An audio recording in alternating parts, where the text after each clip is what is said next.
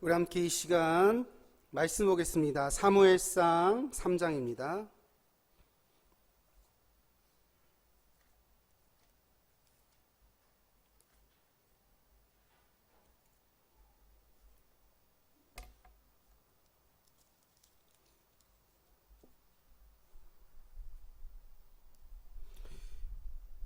사무엘상 3장 1절부터 21절까지인데 15절부터 21절까지만 읽도록 하겠습니다.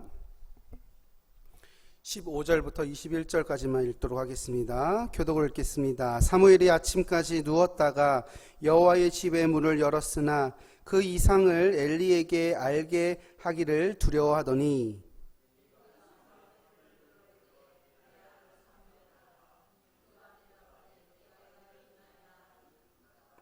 이르되 내게 무엇을 말씀하셨느냐 청하노니 내게 숨기지 말라. 내게 말씀하신 모든 것을 하나라도 숨기면 하나님이 내게 벌을 내리시고 또 내리시기를 원하노라 하는지라.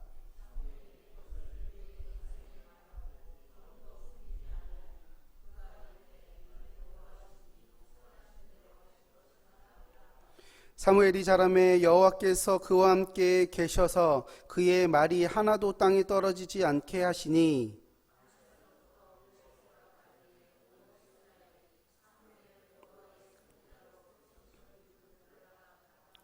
함께 읽겠습니다. 여호와께서 실로에서 다시 나타나시되 여호와께서 실로에서 여호와의 말씀으로 사무엘에게 자기를 나타내시니라. 아멘. 기도합니다. 살아계신 하나님 감사합니다. 오늘도 또 주의 전에 나와 예배하게 하시니 감사합니다. 이 시간 우리의 마음의 귀를 열게 하여 주옵시고 또한 주님의 그 부르심 가운데 또한 우리가 아멘으로 화답할 수 있는 저희들 될 수 있도록 인도하여 주시옵소서. 이 시간도 우리의 시선이 또한 주님께로 고정되며 또한 주님께로 향하기를 원합니다. 우리를 붙들어 주옵시고 온전히 우리의 힘과 능력은 살아계신 여호와 하나님께로밖에 없음을 다시 한 번 더 고백할 수 있는 귀한 시간 되게 하여 주시옵소서. 살아계신 예수 그리스도의 이름으로 간절히 기도드립니다. 아멘. 오늘은 말씀이 희귀한 시대, 부르심은 시작된다라는 제목으로 하나님의 말씀을 전하겠습니다. 무더운 여름인데 잘 보내셨습니까? 네, 그래요. 조금은 이제 더위가 조금은 이제 좀 덜해진 것 같지만 이제 건강 계속해서 또 조심하시기를 바랍니다. 혹시 여러분들은 이런 생각을 하신 적이 있으십니까? 하나님의 음성이 들리지 않는다. 우리가 예배도 드리고 말씀도 읽고 기도도 하지만 마음은 여전히 공허하고 또 현실은 아직도 해결되어진 것이 없어서 답답해할 때 우리는 이러한 생각을 할 때가 있습니다. 주님, 정말 나에게 말씀하고 계신 것이 맞습니까? 하나님, 정말로 살아계시다면 왜 아무 말씀도 안 하시는 것입니까? 기도도 해도 또 예배를 드려도 왜 이렇게 하나님은 조용하십니까? 나에게 왜 응답을 안 하십니까? 라고 말할 때가 있어요. 그런데 여러분, 가만히 생각해 보면 우리가 하나님의 음성을 듣지 못하는 것이지 하나님이 침묵하고 계시지는 않았다라는 것입니다. 우리가 TV를 보다가 갑자기 이제 전화가 와서 이제 통화를 할 때가 있어요. 너무 반가운 사람, 또 내가 그렇게 좋아하는 사람이랑 통화를 할 때 간혹 우리는 TV 소리가 들리지 않고 통화를 할 때가 있습니다. 옆에서 TV 소리가 계속 들림에도 불구하고 그것은 하나도 들리지 않고 전화하는 거에 집중해서 하나도 TV 소리가 들리지 않도록 그렇게 통화를 할 때가 있습니다. 지금 TV 소리가 안 들리는 겁니까? 아니죠. 나오는 거예요. 계속 소리는 나오고 있었는데 우리의 귀가 다른 곳에 집중하느라 하나도 듣지 못하게 되어진다라는 거예요. 통화를 하고 있으면 뉴스가 나와도 그 뉴스가 이제 들어오지가 않는 거예요. 왜냐? 이 통화가 너무나도 중요한 통화이니까. 어쩌면 하나님의 음성도 이런 것일 수 있습니다. 분명히 하나님의 말씀은 들려지고 있지만 내 마음이 분주하고 내 귀가 다른 곳에 쏠려 있어서 아무것도 안 들리는 것처럼 느껴질 때가 있습니다. 오늘 본문은 그러한 시대의 이야기예요. 말씀이 희귀한 시대, 하나님의 이상이 보이지 않던 시대, 종교는 있었지만 생명은 없는 시대, 율법은 있었지만 하나님의 임재와는 멀리 떨어져 있던 시대가 바로 이러한 시대였고, 이 시대 속에서도 하나님은 일하셨다라는 거예요. 사람들의 시선이 닿지 않는 그 조용한 성막 한쪽, 그 한 소년의 마음에 조용히, 그러나 분명하게 하나님은 말씀하십니다. 사무엘아, 사무엘아. 사랑하는 여러분, 우리가 사는 지금 이 시대도 마찬가지입니다. 교회는 많이 있어요. 우리가 몇 걸음만 가도 교회는 널려 있지요. 하지만 갈급함은 적고, 예배는 드리지만 순종은 약한 시대, 이런 시대 속에서 우리가 살아가고 있다라는 것입니다. 우리는 오늘도 말씀이 들리지 않는다라고 말을 하지만 하나님은 지금도 누군가를 조용히 부르시고 계신 분이십니다. 말씀이 희귀한 시대에도 하나님의 그 부르심은 멈추지 않고 있습니다. 중요한 것은 하나님의 그 부르심이 멈췄느냐가 아니라 우리가 하나님의 말씀을 들을 준비가 되었느냐라는 것입니다. 오늘 이 말씀을 통해 여러분 안에 잠들어 있는 영혼들이 깨어나고 다시 한번 더 하나님의 음성 앞에 귀 기울이는 시간이 되기를 축복드립니다. 첫 번째로 말씀이 희귀한 시대는 어떤 시대입니까? 오늘 본문 1절을 보게 되어지면 후반절에 이렇게 이야기를 합니다. 여호와를 섬길 때에는 여호와의 말씀이 희귀하여 이상이 흔히 보이지 않았더라 라고 후반절에 이야기를 합니다. 이 짧은 구절에 이 시대의 영적 상태가 나와 있는 거예요. 사람들은 하나님을 예배합니다. 하지만 하나님의 임재는 멀게 느껴졌던 시대가 바로 이 시대였지요. 제사는 드리지만 하나님의 뜻은 알 수 없던 시대. 그렇게 하나님의 말씀은 희귀했다, 즉 매우 적었다 라고 이야기를 하고, 이상이 흔히 보이지 않았다라는 것은 무엇입니까? 환상이 보이지 않았다, 놀라운 일들이 더 이상 일어나지 않았다가 바로 이 시대를 말하는 것이지요. 말씀이 희귀한 시대는 단순히 말씀이 없는 시대가 아니라 말씀이 무시되고 또한 익숙해져 버린 시대를 말하고 있는 것입니다. 다시 말해 하나님이 말씀하지 않으신 것이 아니라 사람들이 귀를 닫고 마음을 닫고 말씀을 생명처럼 여기지 않았던 시대가 바로 이 당시였다라는 거예요. 우리가 라디오를 들으면 계속해서 24시간 동안 전파가 송출되는 라디오 채널을 보신 적이 있으실 겁니다. 뭐 KBS나 이런 데는 24시간 막 새벽에도 계속 라디오가 해요. 그런데 우리의 라디오가 꺼져 있거나 또한 주파수가 맞지 않는다면 아무것도 우리는 들을 수 없는 것이지요. 이것처럼 이 시대는 하나님은 계속해서 하나님의 말씀을 우리들에게 송출하고 계시는 거예요. 계속 말씀하시는 거예요. 24시간이 아니라 계속해서 주님은 우리들에게 자나깨나 계속해서 우리들에게 말씀을 하시고 있는데, 사람들은 채널을 돌리고 있는 시대였습니다. 그분은 여전히 말씀을 하시지만 듣는 이들은 점점 줄어들고 하나님의 말씀은 점점 멀어지는 시대였다라는 거예요. 여기서 말씀이 희귀하다라는 것은 성경책이 부족하다라는 뜻이 아닙니다. 이스라엘 백성들에게는 율법이 있었습니다. 성막도 있었지요. 제사장도 있었고 제사도 있었습니다. 하지만 하나님의 생명력은 사라져 있던 시대였지요. 하나님의 실제적인 임재는 느껴지지 않는 시대가 바로 이 시대였고, 오늘날 우리 교회 안에서도 이런 모습이 있지는 않냐라는 그 질문에 우리는 대답해 보아야 할 것입니다. 성경은 있지만 깨달음은 없는, 예배는 드리지만 감동이 없는, 말씀은 듣지만 순종함은 없는, 그러한 그 말씀이 희귀한 그 시대의 그 신앙을 우리는 갖고 있지는 않는지 돌아보아야 한다라는 거예요. 오늘 본문 2절에서는 이렇게 이야기를 합니다. 엘리의 눈이 점점 어두워 가서 잘 보지 못하는 그때에, 이 말씀은 단순히 한 노인이 육체적인 그 눈이 점점 안 보이는 노인의 그 눈 이야기를 말하는 것이 아닙니다. 이 말씀은 제사장인 이 엘리의 영적 시력도 점점 흐려졌다라는 것을 상징적으로 보여주는 말씀이지요.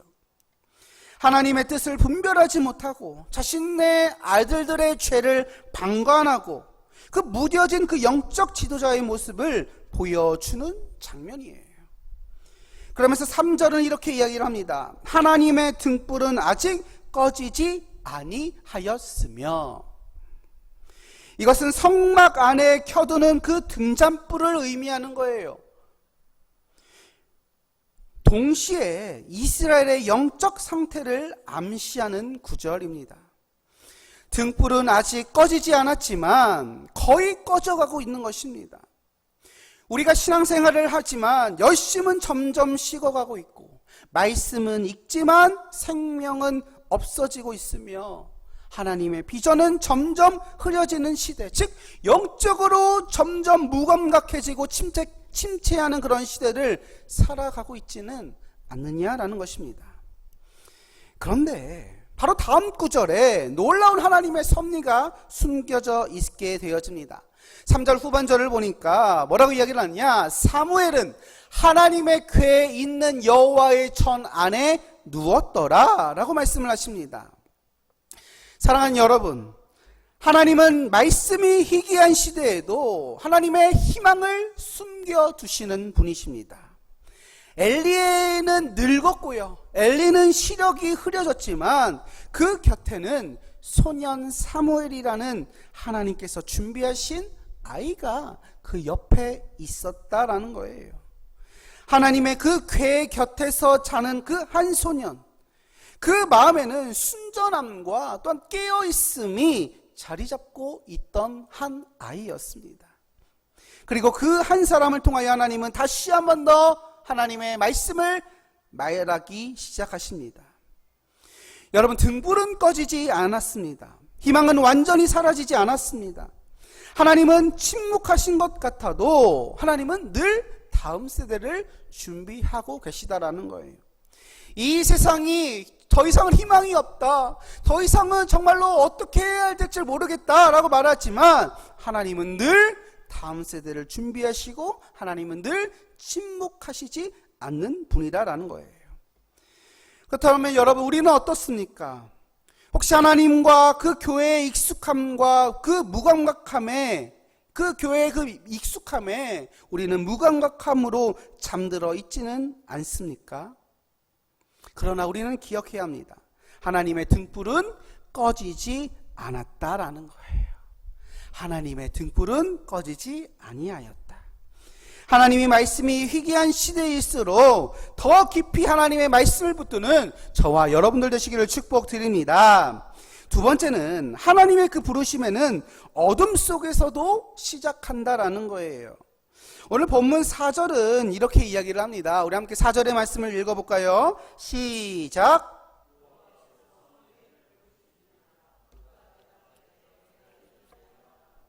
아멘. 그날 밤 성막은 조용했습니다. 사람들은 잠들었고 엘리의 눈이 어두워져 있었고 또한 그는 쉬고 있었습니다.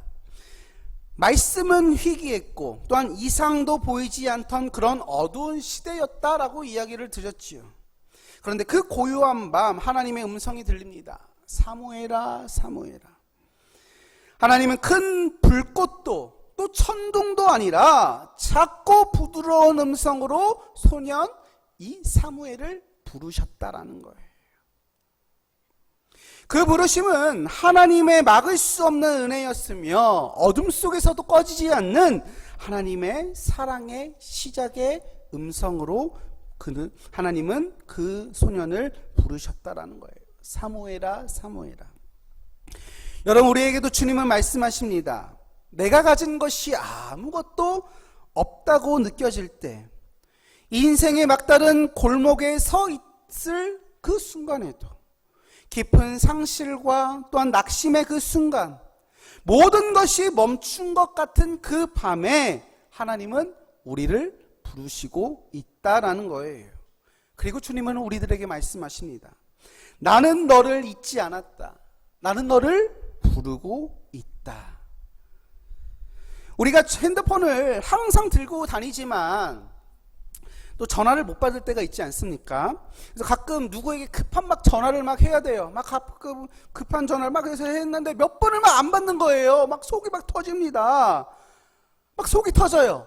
나중에 만나서 막 이제 얘기를 하다 보면, 핸드폰에 그 진동으로 해놔가지고, 핸드폰 진동으로 해놔가지고 가방에 있었는데 그걸 몰랐네. 미안해.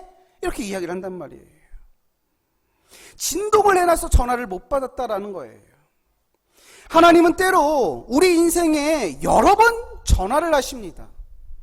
그분이 전화를 끄는 것이 아니라 우리의 마음이 아직도 진동 모드예요. 진동 모드여서 그 음성을 듣지 못할 때가 너무나도 많이 있다라는 거예요. 진동 모드였네. 미안해. 주님은 계속해서 우리들 향하여 전화하시며 우리들에게 애타게 찾고 계시며 하나님은 계속해서 우리들에게 말씀하시고자 하는데 우리는 진동 모드다. 무번호 해놨다. 못 받고 있는 거예요.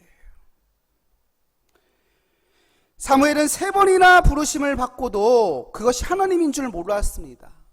그런데 그 아이는 그럴 수밖에 없었어요. 왜냐? 너무 어렸기 때문에. 그 전에 하나님의 음성을 듣지 못해 봤기 때문이라는 거예요. 그런데 그랬던 사무엘이 드디어 거기서 응답하게 됩니다. 내가 여기 있습니다. 엘리 제사장님, 저를 부르셨습니까? 라고 이 사무엘이 엘리 제사장을 찾아가게 되는 거예요. 비록 정확히 알지는 못했지만 그는 매번 일어나서 반응하며 또한 엘리 제사장에게 달려갔고 그의 귀를 기울이게 되어졌다라는 거예요. 그런데 하나님은 이러한 자를 기뻐하시게 되는 것입니다. 완벽하게 이해하지 않아도 신학적으로 정립이 되지 않았다 한다 할지라도 마음이 열려있고 귀가 열려있는 사람을 주님은 오늘도 찾고 계시다라는 거예요. 8절을 보면 엘리는 비로소 그것이 하나님이 사무엘을 부르시는 것임을 알아차리게 됩니다. 비록 영적으로 무뎌졌던 이 엘리였지만 여기서 그는 귀한 역할을 감당하지요. 9절을 보면 여호와께서 너를 부르시거든 네가 말하기를 여호와여 말씀하옵소서 주의 종이 듣겠습니다 라고 이렇게 이야기를 해라 라고 전해주게 됩니다. 엘리는 하나님이 하나님의 음성을 직접 듣도록 도와주게 되어지죠. 이 장면은 우리들에게 중요한 교훈을 줍니다. 우리의 역할은 누군가가 하나님의 음성을 듣도록 길을 열어주는 그러한 역할을 우리가 감당해야지요.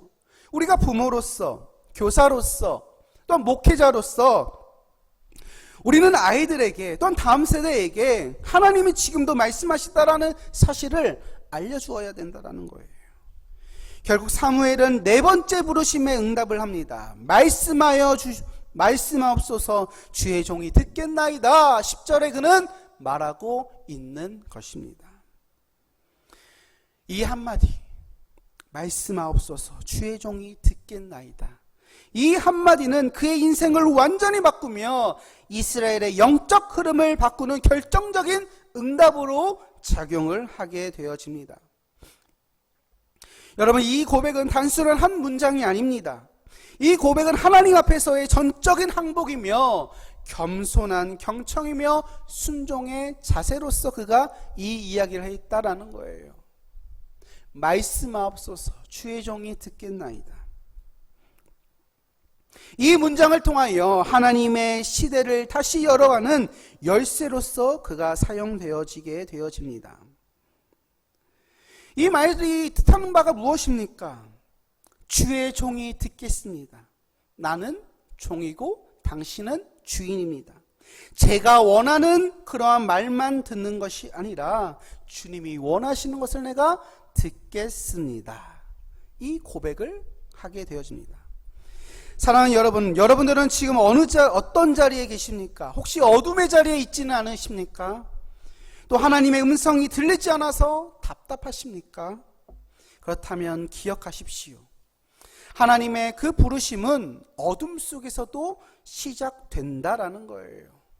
우리의 신앙이 너무너무 좋아서, 너무너무 기뻐서, 언제나 감동이 넘쳐서, 그러할 때만 하나님이 말씀하시고, 그럴 때만 하나님이 부르시고, 그럴 때만 하나님께서 그와 함께 하시는 것이 아니라, 우리가 어둠 속에 살고, 우리의 상황이 너무나도 괴롭고 힘듦의 그 순간 속에서도 하나님의 부르심은 있다라는 거예요.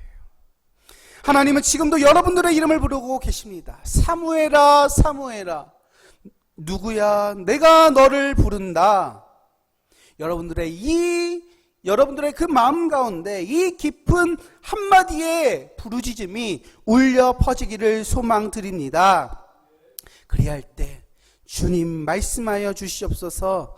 주의 종이 듣겠나이다. 이렇게 고백하는 저와 여러분들 되시기를 축복드립니다. 세 번째로, 하나님의 말씀은 심판이자 은혜였습니다. 여러분, 우리는 하나님의 음성을 듣는다는 것에 대해서 종종 이렇게 기대를 해요. 하나님이 내게 위로의 말씀을 주시겠지? 앞으로 잘 될 거야 라는 축복의 메시지를 주시겠지? 이런 메시지를 주셔요. 이런 마음을 우리가 종종 이제 들고 또한 그렇게 생각을 합니다. 그러나 사무엘이 처음 듣는 하나님의 그 음성은 전혀 그런 말씀이 아니었지요.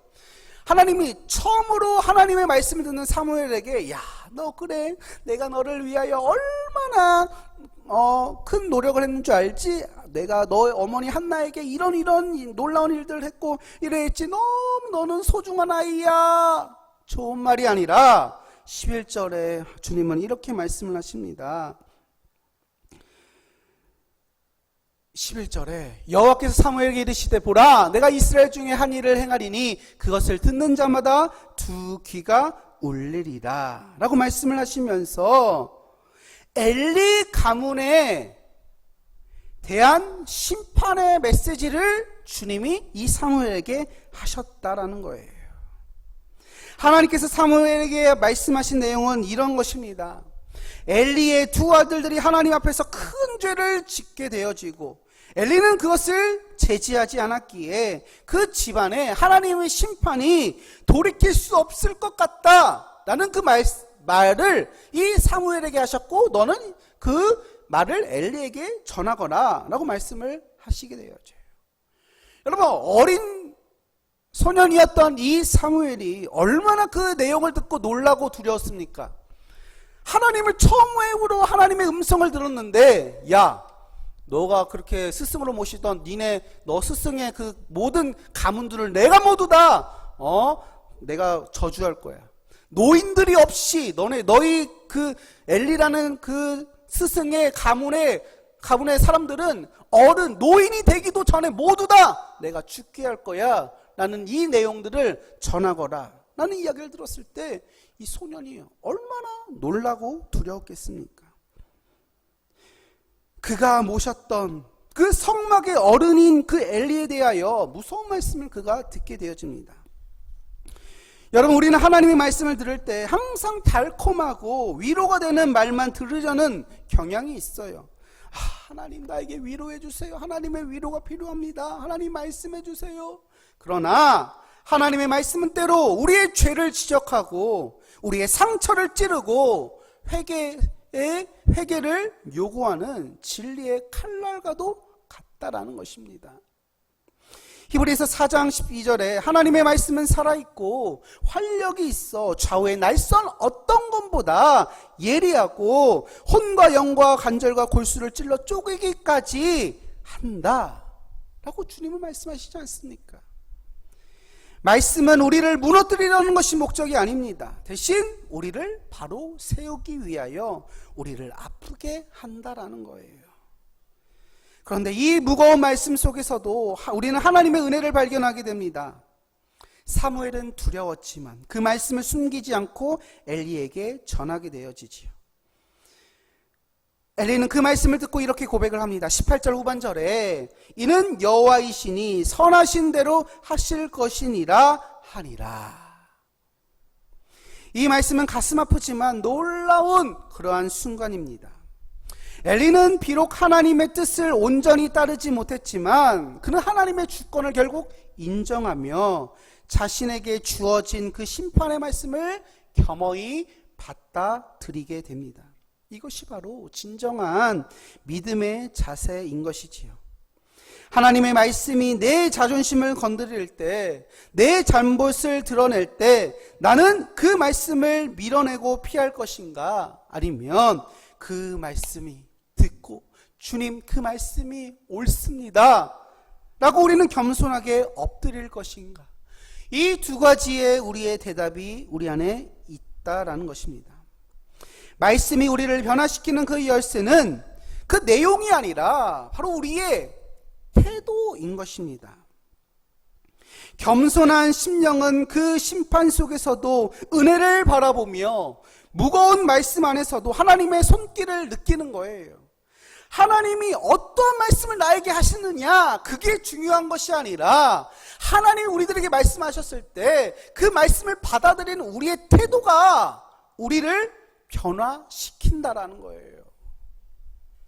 하나님이 나에게 좋은 말씀을 하시느냐, 아니면 나에게 상처를 주시며 찌르면서 상처를 막 이렇게 쑤시면서 하시는 말씀이냐, 어떤 말씀이 중요한가, 어떤 말씀이 나에게 있느냐, 이 말씀이 중요한 것이 아니라, 내용이 중요한 것이 아니라 우리의 태도를 보시고 겸손하게 하나님 앞에 무릎 꿇으며 하나님의 그 손길을 기대하는 우리의 마음가짐이 무엇보다 중요하다라는 것입니다.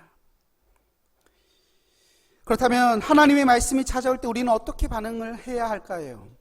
오늘도 하나님은 이렇게 말씀을 하십니다. 말씀이 우리 안에 들어올 때 그 말씀이 나의 죄를 비추고 나의 게으름을 지적하고 나의 방향을 수정하려 할 수도 있습니다. 그러나 그 말씀을 우리는 피하지 말아야 한다라는 거예요. 그 말씀 속에 심판을 넘는 은혜가 그 안에 담겨져 있고 또한 무너진 것을 회복할 길이 있는 줄 믿습니다. 말씀이 때로 부담스럽고 무거울지라도 그 말씀을 붙들고 살아갈 수 있는 것 자체가 하나님이 아직도 우리들의 일을 포기하지 않고 계시다라는 증거가 되는 것입니다. 하나님의 말씀을 피하지 말고 잘 듣고 순종하는 저와 여러분들 되시기를 축복드립니다. 네 번째로 주님의 그 음성 앞에 우리는 엎드려야 합니다. 드디어 하나님께서 사무엘을 부르십니다. 4번씩이나 부르시지요. 그때 사무엘은 엘리의 조언대로 이렇게 이야기를 합니다. 말씀하십시오. 주의 종이 듣겠나이다. 이 짧은 고백 속에서 하나님 앞에 자신을 내어드리는 순전한 마음이 그 안에 담겨져 있게 되어집니다.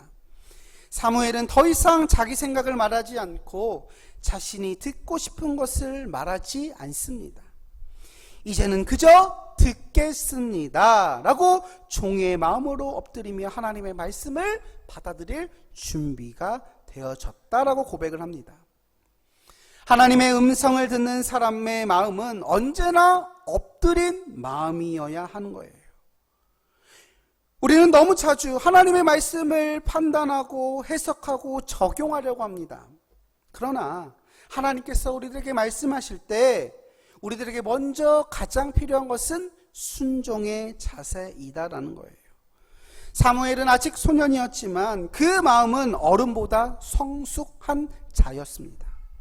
그는 하나님 앞에 엎드려 말씀을 듣는 자로서 준비된 사람이었습니다. 그러나 여러분, 하나님께서 사무엘에게 처음 주신 말씀이 기쁜 소식이 아니었지요. 엘리 가문의 심판의 그런 무거운 말씀이었습니다. 그 두 아들을 또한 하나님은 멸하시고 또한 그것을 막지 못한 엘리에게 주님은 말씀하시게 되어졌다라는 거예요. 하나님은 이미 그 가문에 대한 심판을 선언하셨고 이제 사무엘에게 그 말씀을 확증하시게 됩니다. 여기서 우리에게 말하는 것은 이것입니다. 하나님의 말씀을 듣는다라는 것은 단순히 위로받고 감동받는 것을 의미하지 않는다라는 거예요. 때로는 우리가 감당하기 힘든 경고와 징계의 말씀도 주님은 우리들에게 하고 계신 것입니다. 하나님은 왜 이런 무거운 말씀을 사무엘에게 맡기셨을까요? 그 이유는 바로 이 사무엘을 진짜 선지자로 세우시기 위하였다라는 거예요. 진짜 선지자는 사람의 눈치를 보지 않고 하나님의 말씀을 그대로 전하는 자였던 것입니다. 사무엘은 두려워했지만 결국 엘리에게 모든 말을 전했고 그의 순종은 거룩한 두려움 속에서 이루어지게 되어집니다. 이제 사무엘은 하나님의 말씀을 듣는 자에서 하나님의 말씀을 전하는 자로서 바뀌게 되어지지요. 본문 마지막인 19절을 보면 이렇게 이야기를 합니다. 사무엘이 자라매 여호와께서 그와 함께 계셔서 그의 말이 하나도 땅에 떨어지지 않게 하시니, 그가 하는 모든 말이 하나도 땅에 떨어지지 않게 하셨다라는 거예요. 듣는 자의 삶은 결국 하나님의 통로가 되는 삶으로 이어지게 되는 것입니다. 이 시대는 듣지 않았기에 말하지 못하는 그런 시대였습니다. 자기 주장만 있었고 하나님의 말씀에 귀를 기울이지 않는 겸손함이라고는 찾아볼 수 없는 그러한 시대였습니다. 하지만 사무엘처럼 듣는 자에게 하나님은 말씀하시는 것입니다. 그리고 그 말씀은 그 사람을 통하여 세상 속으로 흘려보내게 하셨다라는 거예요. 사랑하는 여러분, 우리의 기도 제목은 하나님 말씀해 주세요가 되어져야 하는 것입니다. 그리고 그 기도 가운데에는 주의 종이 듣겠나이다 라는 고백이 함께 이루어져야 할 것입니다. 그 말씀은 우리를 위로할 수도 있고 때로는 아프게 우리를 찌를 수도 있습니다. 그러나 그 말씀이 나를 살리고 그 말씀이 우리 교회를 세우고 우리 이 세상을 새롭게 변화시킬 줄 믿습니다. 말씀이 희귀한 시대일수록 듣는 자는 더 귀해지는 시대입니다. 오늘 이 예배 자리에서 우리가 그 사무엘과 같은 사람이 되기를 축복드립니다. 말씀을 마무리합니다. 지금 우리는 말씀이 희귀한 시대를 살아가고 있습니다. 말씀을 가르치는 사람은 많지만 정말 하나님의 뜻에 귀를 기울이고 또 하나님의 음성 앞에 자신을 낮추는 사람은 점점 줄어드는 상황입니다. 사무엘 당시처럼 영적 어둠의 시대가 다시 찾아온 것 같은 시대를 살아가는 것이 바로 우리이지요. 그러나 바로 이 시대 속에서 하나님은 사무엘을 부르셨다라는 것입니다. 그 부르심은 이스라엘의 새로운 역사의 그 출발점이 되게 되어지게 됩니다. 하나님은 말씀을 한시도 멈추지 아니하셨고 사람들은 그런 시대 속에서 귀를 닫고 있었던 것입니다. 오늘 하나님께서 여러분들의 각 이름들을 부르시면서 여러분들을 부르고 계시는 것입니다. 평범하지만 죄도 많고 또 실수도 많지만 주님은 오늘도 우리를 사용하시겠다라고 부르고 계십니다.